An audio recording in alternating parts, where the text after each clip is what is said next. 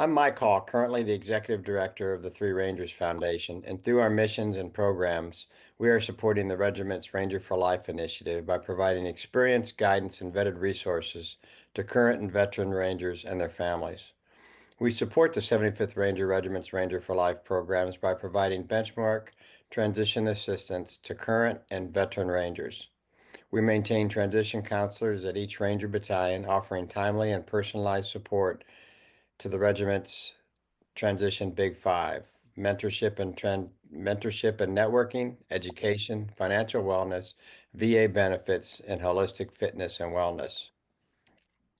Central to our approach is our extensive mentorship program, leveraging a network of 10,000 formal and informal former 75th Ranger Regiment alumni to enhance opportunities and ensure Rangers thrive in their post-military lives. These meaningful relationships allow both mentors and mentees to stay connected to the Ranger community and benefit from shared experiences and guidance. Transition is a lifelong event. Today, we're going to hear the experiences and mentor advice from Ranger Network mentor Harrison Rooney on networking, the MBA application process, and the importance of finding Ranger buddies in your local area. Harrison, great to catch up with you. Thanks for all you do giving back. I know you're a busy, very busy man, and to take time to give back is truly special. Why don't we start off? Why don't you tell us a little bit about your military background, what you did when you were in the Army and the Rangers, and what you've done since you've got out? Yeah, no, absolutely, Mike, and I appreciate you for having me on. I think I told you before, I don't think I'm deserving and or qualified to be speaking to your network, but thank you so much for letting me chat for a little bit. I was an infantry officer and I commissioned out of West Point. All my life, I wanted to be a ranger. I had a mentor named Sean Daniel, Mhm. very famous for Objective Rhino. And there was one battalion I wanted to serve in, and that was 375. So after I finished up my time in Hawaii, I got to be an aide for amazing leaders like Jeff Van Antwerp and Joe Ryan.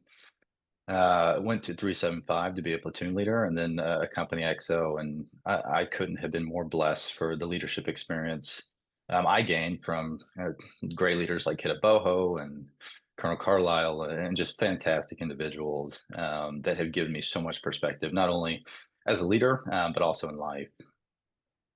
Yeah.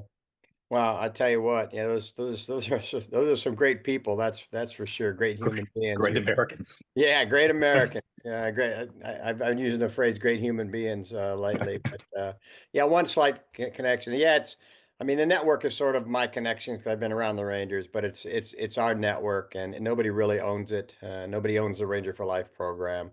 We support it, but it's owned by every Ranger that ever was. Why don't we start off with and tell us why networking is so important to helping you decide what you wanted to do and set you up for success, after you decided to transition out of the military.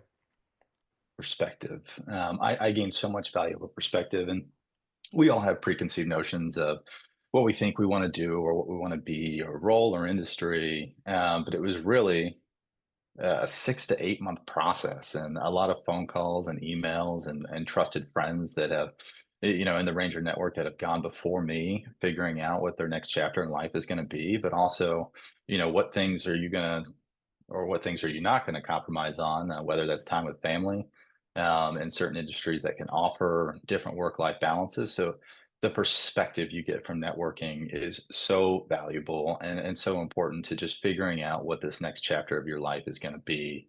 Um, it and you can get discouraged. And I would say when you're talking with anybody, you're not looking for a job, and that's why you have to Yeah. start the networking process early. It's about I want to gain valuable perspective and unique experience in talking with some of these people that I've reached out to, and the jobs will follow. The jobs will come.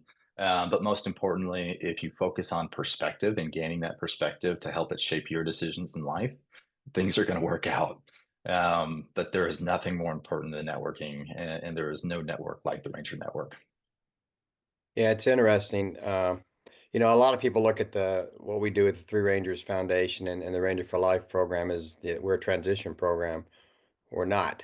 We do transition, but what we try to do is really help people figure out what they want to do, and when is the right time to get out of the Army. I mean, the Ranger Regiment, the mature leadership there recognizes that everybody gets out of the Army at a certain point, so let's help them, make the right decision on when is the right time to get out. And, I think the mentor network is also good for that also. The counselors do a pretty good job of going over the big five of transitions to show you where you stand with VA benefits and what your finances really look like, and talk to you about, the importance of insurance and all those things. But, hopefully it's really a check on where you are, and is it time to change careers, and can you do it successfully? Or, should you stay in and take it? The Army has a lot of things to take advantage of, and should you Fantastic. stay and you should you stay in to take advantage of that. So did any of that sort of kind of come up, or did that when you were talking, was that really sort of your question too? Is this the right time to transition, or was that predetermined for you? No, I think it was one of the talking points, one of the main talking points, and I think you said it perfectly. Like the transition is an implied task, and then figuring out life and what your next chapter is going to be, especially with your family, is the main task. And it was, you talk with people that have networking too, like you're chatting with other people that are in the army that are looking at different opportunities and assessing whether those opportunities are right for you and your family. And then, you look to your friends to the left and right who are just doing something different, and chatting with them and getting their perspective on, what their values are in life and, how that meshes with their current career. So it is so important, um, to ask that question, is this the right time for me? And it was a question I don't think, reaching out to anyone at a specific company I was talking to, but inner circle networking, absolutely. Developing out like, hey, is this the right decision for me? And is it the right time to do it? Was at the top of the list.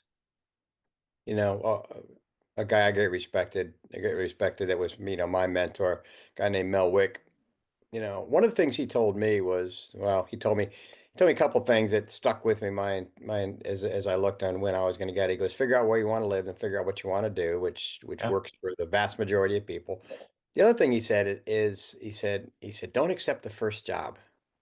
And I thought, what do you mean don't accept the first job? That's scary, because it's like you're getting out, and somebody offers you a job, and it sort of seems like it's a good deal, and you do have some spidey sense going, I don't know. And, but you sort of fall back to sort of like, oh, wow, somebody wants me. Maybe I should jump into this. I don't want to burn any bridges.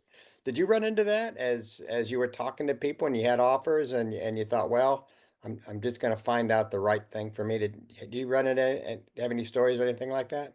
Yeah, I did. I did. I was looking at a job offer from Bank of America for their strategy team. I thought I wanted to go into banking and, banking, consulting on your passion, do it. I didn't know if it was my passion. I knew I was excited about, the great reputation BOA has, and their excellence in industry. But if I would have stopped there, I wouldn't have found a company that I work for now, McMaster-Carr, that is so aligned with my values. Um, it would have really hurt me. So, that first offer comes in, be excited, chase the momentum, but do not stop there and continue to gain that perspective, on different roles and industries, because it's a new chapter and you don't know what you don't know. And continuing to pursue that information relentlessly is important, because you're going to hear something and it's just going to click. And it did. I was all excited for Bank of America. I had a very weird connection, with a great leader that was at the Naval Academy. He was like, hey, fly out to Los Angeles, just meet the team for a couple days, spend some time with us and see what you think. And I did. And I all history since then. And I wouldn't have done that and accepted the first offer, no telling. But I'm extremely happy now because I did continue the process after that first offer. Yeah. you know, uh, whether it's commissioned officers or Rangers getting out. Now, a lot of guys are, because of the great programs that the regiment has with education to help guys take advantage of that while they're in the military. A lot of guys are getting out and wanting to get an MBA, and that's sort of Absolutely. a lot of people are saying, especially if you're in the mid 20s. I mean, that's sort of like Ranger School for business out there. But the counselors go through this, and I go through it with a lot of guys too. I mean, uh, a lot of guys get out and they say, "Well, I want to get an MBA," and we go, "Okay, what do you want to do? Want to get an MBA? Yes. Yeah. Okay, well, what do you want to do?" So, could you talk us a little bit of, how you decided what was the right kind of MBA program for you, and why you were successful in the application process? Because it's not easy. I mean, colleges are looking for guys that they see success, because I mean the college business model is they bring you into their programs, you make a lot of money, and then you give money back to the university. I mean, so I mean, Yeah. tell me about your why you decided to go the route that you went, and why you're successful, why you think you're successful in the application process. Absolutely. I would highly recommend full-time MBA for anyone transitioning. I think, the recruiting pipelines they have, that being said, please answer the question first and through your networking, gaining this perspective, what do I want to be? And a lot of these schools, in specific, certain schools have pipelines to set you up for that industry and also offer recruiting in your second year to give you a really good shot for an internship and to break into some of these industries that you want to work in. So, as long as that question is answered on what you want to be, then absolutely pursue a full time MBA because there is nothing like it. I'm a bit of a hypocrite though, because I did a part time MBA and I'm still in it at UCLA Anderson. Um, and again, like I accepted a role. Do they value an MBA? Do I need to go get one, which I'm doing now? Yes. But did I need it to get in entry level in the role? I did not. So um, I thought for me, shifting from full time to part time was the best move. And starting and gaining experience in my company was the right move for my career. That being said, I was very fortunate to find a role and a passion of mine in e-commerce where I could contribute and break in without that MBA recruiting pipeline process. Certain industries are harder to get into and a little bit harder to break into. And that full-time MBA, I'm thinking consulting, investment banking, if that is your passion, that is what you want to do in life, a full-time MBA is the best way to do it, and they will set you up for success, not only in your education, but also in your recruiting and networking, to give you the best shot to pursue the industry of choice. Yeah, I think you hit it on the head. Just about everybody I talk to, and when you ask them, okay, what is the real importance of an MBA? And almost the first word out of almost everybody's mouth is networking. I mean, Yes, it's what we do here. Networking is figuring out what you want to do, and why how the network can help you do that. I mean, Harvard is probably the most famous of all MBA programs, but I mean, yeah, it's a great school and they have great professors, but more than anything else, I mean, it's the oldest one. They got the biggest network. I oh mean, yeah, it's a huge network, and I mean that's one of the great things about it. So, but again, but sometimes people look at schools and they're not looking at, okay, what I want to do after school, and really exactly what you said. What is the best pipeline that I want to get into? And a lot of times it has to do, I think, with where you want to live too, because a lot of absolutely, college pipelines, I mean, their biggest network is around LA, yeah. or Austin, or or if you're up at Booth in Chicago, or if you go to Harvard up in the Northeast. I mean, it's a lot of the network, lives around there, and that's pretty important too.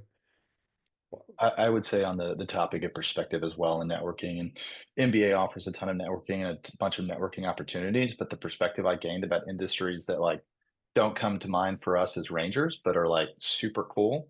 Yeah. I had a lot of exposure to entertainment in the Netflix and Snapchats and a lot of my peers that work in these companies that we all log into and use and don't really think about the back end business that's running these platforms. But there is so many cool opportunities, and you don't know until you start talking with your peers in an MBA program, and you're like, oh my gosh, like that's a pretty cool industry. That's a cool field.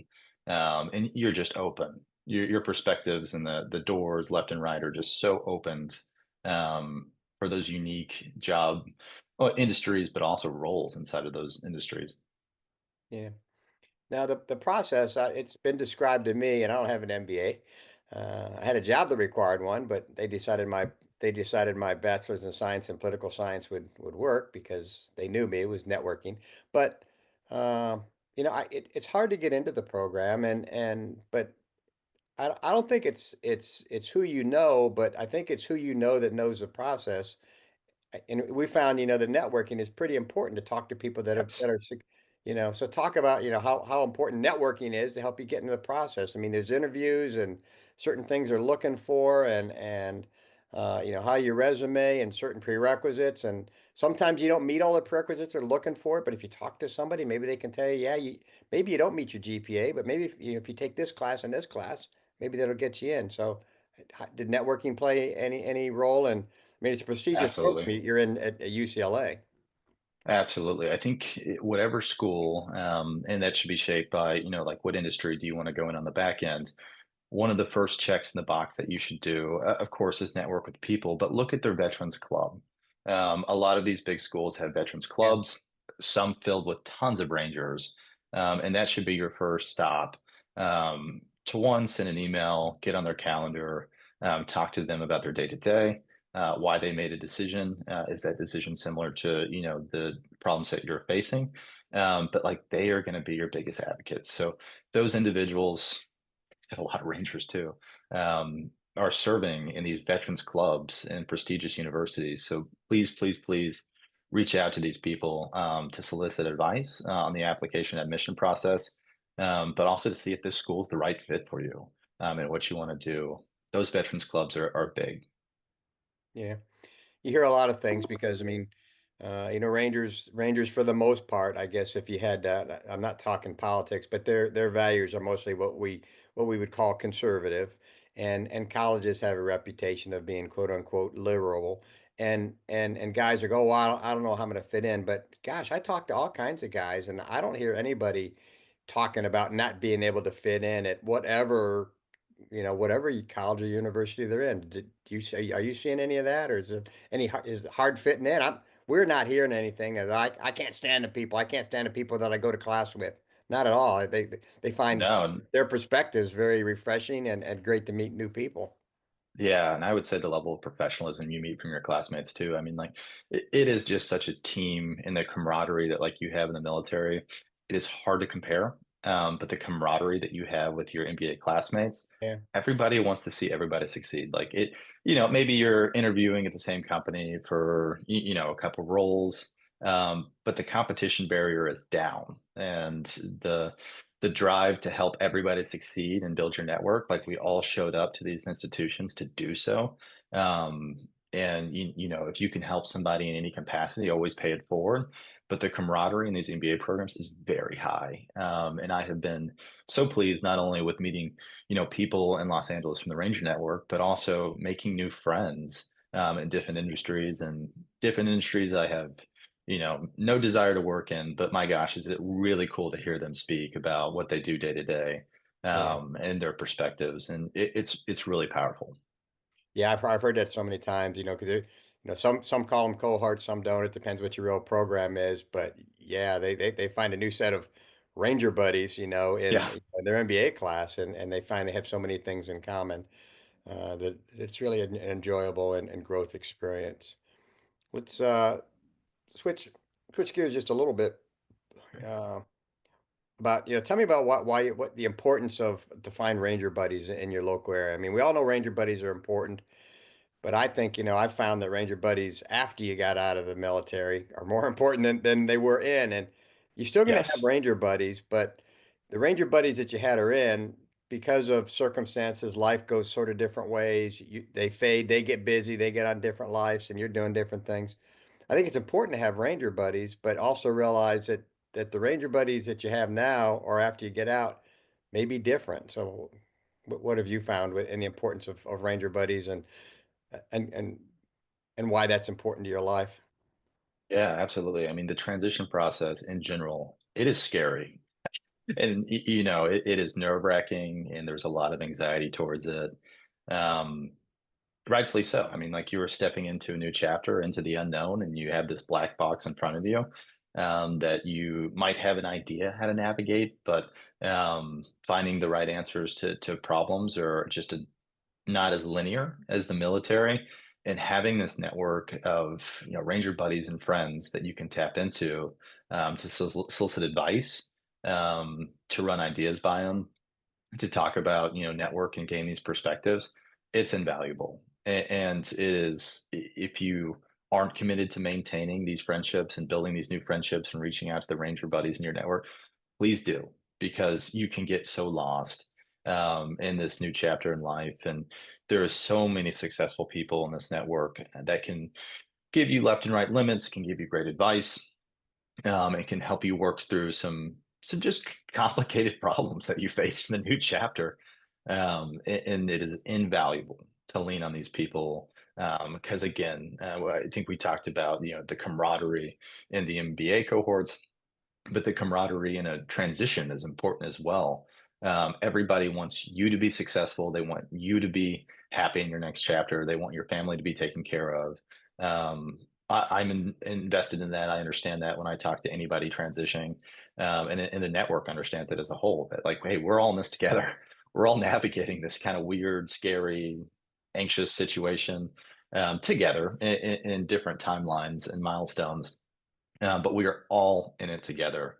And building these relationships is vital to success in an ambiguous chapter that is civilian life. Yeah.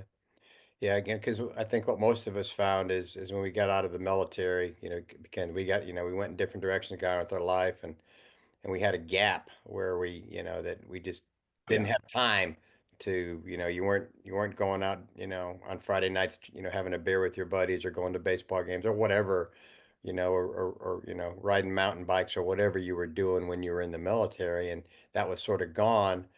And then at a certain point, you go, wow, I'll tell you flat out, I don't miss the Army. I miss the people that I the people. served with in the Army. I don't miss the early first calls and the foot marches and, you know, jumping out of airplanes got old after about 3 or 4 years, quite frankly. But so that's one of the aspects of going through this transition program is, so you're going to get a new set of Ranger buddies, stay in touch with them, and you're going to want to think, well, I just met this guy, he sort of helped me get a job or whatever. No, that, they're probably going to be your network for the rest of your life, more so than, this group that you run into through your transition process is probably going to be a larger part of your network than the guys you served with, just because everybody's going to go different directions when you have Yeah.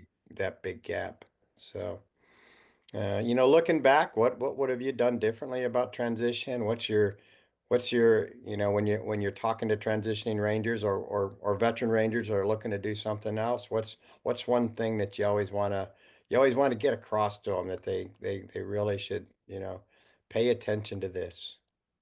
Yeah, I think there's one skill that I overlooked, and I have found it invaluable both in the MBA admissions process, but also in, you know, looking for a job, getting to interviews and interviewing around with roles is storytelling. I don't think it's something that we run into a lot in the military, but it is such a powerful tool and skill. And it wasn't until I had a seminar, and the perks of being in Los Angeles, longtime Hollywood writer, now the head of client strategy and storytelling, which is actually a role for Snapchat. He gave us a seminar and he talked about, hey, this is how I look at storytelling from a Hollywood writer's perspective. And this is how I use it to shape, whether you're pitching to a client, whether you're interviewing for a job, whether you're advocating for, yourself to your boss, whether you're reaching out to someone on a first networking call, you're going to get the question, tell me about yourself. And if you haven't truly reflected on who you are, and what you have done in your life and what you want to do, I would highly recommend doing so. And that could have been a skill. Really, I should have started a year and a half ago. And I've just now started to really feel comfortable in my ability to tell stories successfully. And we are thousands of years, that's how we've learned, whether it's myths, fables, Yeah. human beings learn in stories, and being a talented storyteller and also conveying your story to others is a skill that needs to be practiced. It's a little cheesy at first. Talk to your friends, talk to your family, understand who your audience is and cater to your audience, but also the emotions that you want to invoke when you're telling your story are important questions that you need to answer. And I would not jump on ChatGPT, or any sort of, write some talking points down. These are the bullet points I want to hit. I would always focus and frame your story in that the age old question of, tell me about yourself and your story, and reflect on that story to be able to tell it in a way that communicates effectively who you are and what you want to do. But storytelling is just a skill. It's a weird one, um, but it is so valuable to advocating for yourself, and as well as your company in different external settings. Yeah, I really appreciate you bringing that perspective out because it's interesting. If you're inside the regiment, you realize this. If you're outside, you have the opposite opinion. I have the opportunity. I sit on most of the RAS2 boards. I've been sitting on them for quite a few years, and so I've worked with the psychs for a long time, and about 95% of Rangers classify as introverts. And of course, the outside perspective is we're all extroverts, but we're in the majority of Rangers are introverts, and we have trouble starting. But one of the things that makes the regimental people so successful is introverts are successful because they take the time to prepare. And when you Yes. prepare versus an extrovert that's just off the top of his head, he's boisterous and it's like, but intelligent people, or experienced people are going to sit back and say, okay, what did he just say?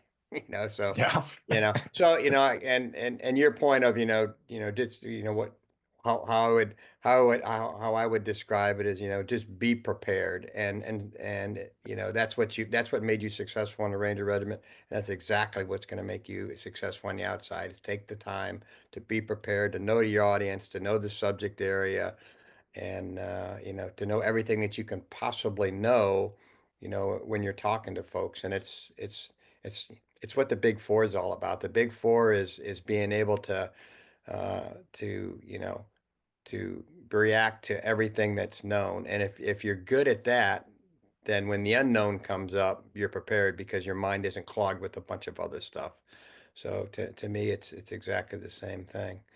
So yeah, this has been a great talk. I know I learned some things, and I appreciate your perspective on the things that you talked about. I know it's going to be very valuable to a lot of guys. Anything else you want to say before you wrap up, or any saved rounds that you No. thought of? I thought, man, I should have said this. Nothing saved. I appreciate it so much, Mike. And again, I don't feel deserving and or qualified to speak to this network. But thank you for asking me to be on and allowing me to talk for a little while about my experience. And it's always great to see you. Yeah, good to see you. Thanks for all you do giving back and continue to give back. And yeah, hopefully we'll see you again soon. Take care. Thank you very much. Rangers lead the way. Yes, sir. Rangers through the way.